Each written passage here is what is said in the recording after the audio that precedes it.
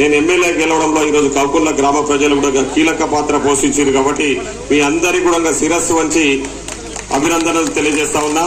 ఇక్కడ కౌకుల్ల గ్రామంలో చాలా పెద్ద ఎత్తున రైతులు ఉన్నారు. నాకు తెలుసు వాళ్ళంతా కూడా చాలా మంది రుణాలు ఉన్నాయి. వాళ్ళంతా కూడా లోన్లు తీసుకొని పంటలు వేసుకున్నారు. ఆ రుణాలు విత్తులు కట్టలేక అసలు కట్టలేక ఇబ్బందులు పడతా ఉన్నారు. కాబట్టి ఈరోజు మన ముఖ్యమంత్రి మన పాలమూరు ముద్దుబిడ్డ రేవంత్ రెడ్డి గారు మొన్ననే ప్రకటన చేసిర్రు. ఆగస్టు 15వ తారీఖు లోపు 2 లక్షల రుణమాఫీ, అది కూడా ఏకకాలంలో పోయిన బీఆర్ఎస్ లాగా అప్పుడు 10 ఇప్పుడు 10 కాదు, 2 లక్షలు ఏకకాలంలో రుణమాఫీ చేసి తీర్తామని చెప్పేసి మన గౌరవ ముఖ్యమంత్రి మన పాలమూరు ముద్దుబిడ్డ ఒక తీపి కబురు చెప్పారు. కాబట్టి ఖచ్చితంగా నేను కూడా మీకు హామీ ఇస్తా ఉన్నా. మాకు దగ్గరుండి మాకు పిలిచి చెప్పిండు, అసెంబ్లీ ఎన్నికలు అయిపోయినప్పుడే మీ గ్రామానికి దాదాపు 100 ఇండ్లు శాంక్షన్ చేస్తాను. 100 ఇండ్లు ఈ గ్రామానికి ఇవ్వబోతా ఉన్నానని చెప్పేసి నేను ఎమ్మెల్యేగా మీకు మాటిస్తున్నా. మన పాలమూరు బిడ్డ మన రేవంత్ రెడ్డికి ముఖ్యమంత్రి అయ్యే అవకాశం వచ్చింది.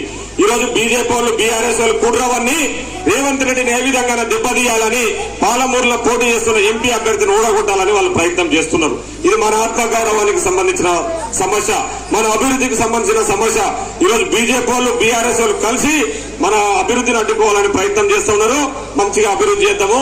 గతంలో ఉన్న ముఖ్యమంత్రులు కేసీఆర్ ఉన్నప్పుడు కేసీఆర్ కరీంనగర్ చేసుకున్నాడు, రాజశేఖర రెడ్డి గారు ఉన్నప్పుడు కడపను అభివృద్ధి చేసుకున్నాడు.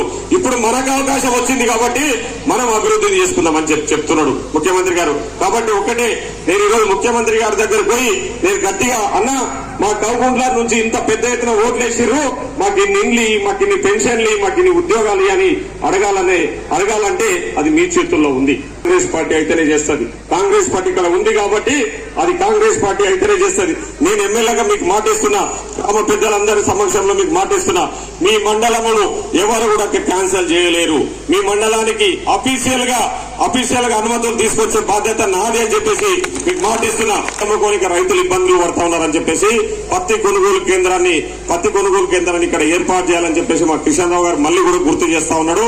నేను మీకు మాటిస్తున్నా, ఎన్నికల తర్వాత ఖచ్చితంగా ఆ పత్తి కొనుగోలు కేంద్రాన్ని మన వ్యవసాయ శాఖ మంత్రి గారి దగ్గర మాట్లాడి ఇక్కడ పత్తి కొనుగోలు కేంద్రాన్ని ఏర్పాటు చేసే బాధ్యత కూడా నాదే అని చెప్పేసి ఈ సందర్భంగా తెలియజేస్తున్నా. ఆయన చేయడంతో నేను చూస్తాను చెప్పేసి, మీ అభివృద్ధిని నేను సాధిస్తాను చెప్పేసి, నేను కొనసాగిస్తాను చెప్పేసి ఈ సందర్భంగా తెలియజేస్తా ఉన్నా. మన ముఖ్యమంత్రి మన పాలమూరు బిడ్డకు బలం చేకూరాలన్నా, నేను పోయి ముఖ్యమంత్రి దగ్గర గట్టిగా అడగాలన్నా ఇక్కడ కాంగ్రెస్ పార్టీకి కౌకుంటలో భారీ మెజార్టీ రావాలి. రేపు 13వ తారీఖు వంశీచంద్రరెడ్డి గారు మన కాంగ్రెస్ పార్టీతో పోటీ చేస్తా ఉన్నారు. ఆయనకు భారీ మెజార్టీ ఇచ్చి కౌకుంట్ల గ్రామం నుంచి ఆయన గెలుపును మీరందరూ కూడా పెద్ద ఎత్తున పాల్గొనాలని చెప్పేసి, ఆయన గెలుపులో మీరందరూ కూడా భాగస్థులు కావాలని చెప్పేసి ఈరోజు కోరుతా ఉన్నా.